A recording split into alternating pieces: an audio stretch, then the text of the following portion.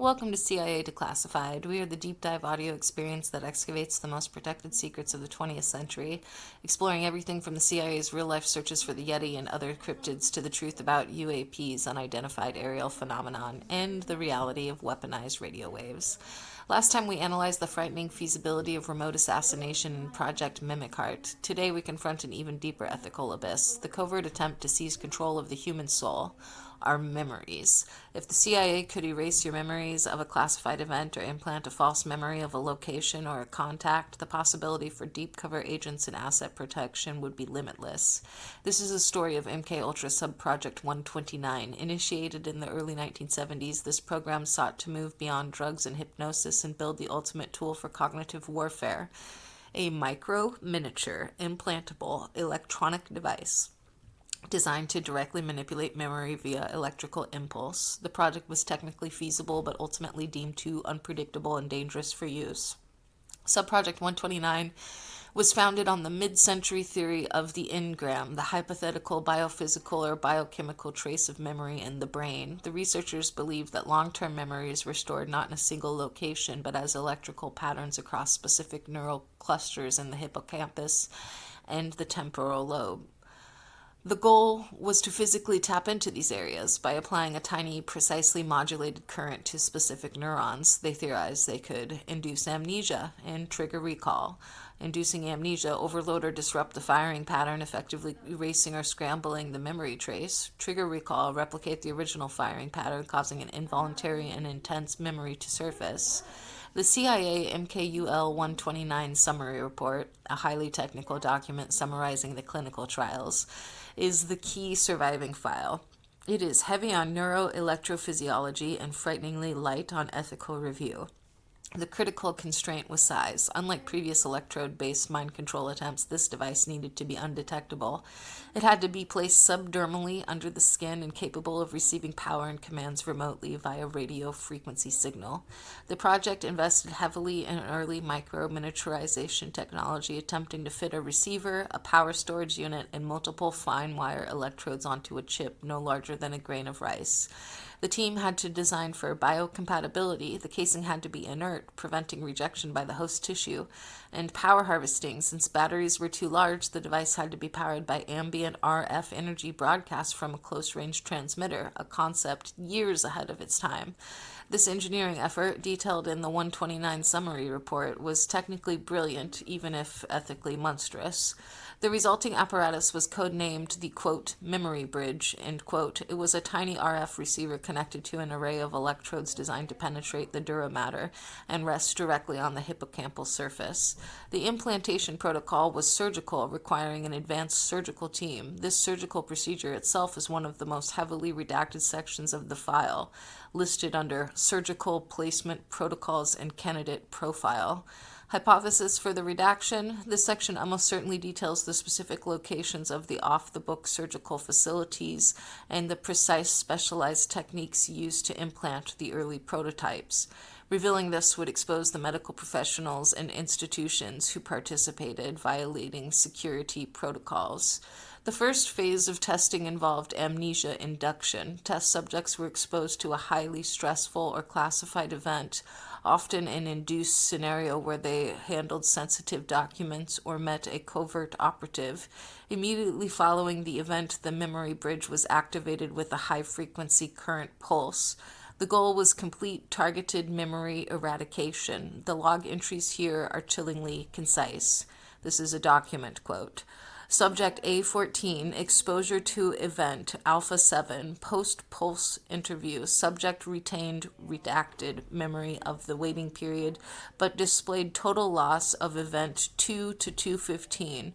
Subject displayed mild redacted and temporal confusion, end quote. The redacted parts here, which often detail the subject's actual state or collateral damage, are likely removed to prevent modern psychological analysis of the severity of the neurological damage caused by the pulse. The second, even more complex goal was memory triggering and implantation. The researchers tried to use the device to stimulate a memory based on a remote command. They sought to condition a specific internal keyword, a name, a date, a location, to fire a strong emotional memory trace when heard by the subject. The protocols involved broadcasting a unique RF signal modulated to match the stored pattern of a specific memory. However, the results were highly unreliable and often resulted in confabulation, where the subject experienced a memory that was part real and part invented. The heavily redacted sections here often concern the specific trigger keywords and commands used in the conditioning. Hypothesis for redaction: if these keywords or memory implantation techniques were effective, their declassification could expose modern intelligence assets conditioned with similar methods or compromise the entire technical methodology of neural triggering. The project was ultimately doomed by the volatility of the human brain. The miniaturized device suffered from inconsistent power draw and, most critically, the unpredictable spread of the electrical pulse. Activating the memory bridge often triggered massive systemic neurological events, including severe uncontrollable seizures and rapid permanent personality shifts. The pulse intended to erase 1 minute of memory would often scramble hours or even days, leaving the subject a confused, often vegetative shadow of their former self. The final summary confirmed the project's technical tragedy. Document conclusion, quote, "While the basic principle of targeted neurological impulse delivery is viable, the collateral damage index is rated at 95%. The device is deemed an uncontrollable liability due to the unpredictable risk of induced psychosis and mortality." End quote. The project's overall conclusion: the engineering was a technical success, but the biological outcome was an operational and ethical catastrophe. The project was shut down after a subject suffered an irreversible fatal seizure event. This led to the immediate issuance of the 129 Crisis Memo, a document that survived the purge because it was necessary to explain the sudden high cost of covering up the experimental failures. This memo led directly to the cessation of many of the most invasive MK-Ultra subprojects. The failure of the memory bridge served as a warning to the agency. Some targets were simply too sensitive, and the collateral damage was too obvious to hide. Like many MK-Ultra projects, Subproject 129's failure yielded unexpected scientific knowledge. The research on biocompatible electrodes, focused RF power delivery, and the mapping of neural response to targeted electrical impulses were quietly transferred to legitimate medical research, contributing directly to the development of deep brain stimulation, implantable devices used today to treat severe Parkinson's disease and epilepsy, as well as modern brain-computer interface. The foundational work on small, low-power implantable receivers informed later ethical research into controlling external devices with thought. The device failed as an assassin's tool, but its components became life-saving medical devices. MK-Ultra Subproject 129 is a terrifying glimpse into the mind of an agency desperate for total control. They proved they could interfere with memory, but at the cost of the host's sanity. The memory bridge remains the ultimate symbol of the ethical compromises made in the darkest corners of the Cold War. We have exposed the agency's search for the ultimate cognitive weapon. I'll see you in the archives. Remember to like this project and subscribe to the feed for surprises. We've explored the inner space of the mind using electronics. Next time we try to achieve the same goal using chemistry. We open the file on MK-Ultra Subproject 130, codenamed the Sleeping Beauty Protocol. This terrifying 1960s program was dedicated to discovering and synthesizing a drug cocktail capable of inducing long-term irreversible amnesia. We examined the documents detailing the brutal efficacy trials of a specific combination of barbiturates and unknown compounds aimed at creating a clean, untraceable way to erase an operative's mission parameters or neutralize a defecting scientist's knowledge.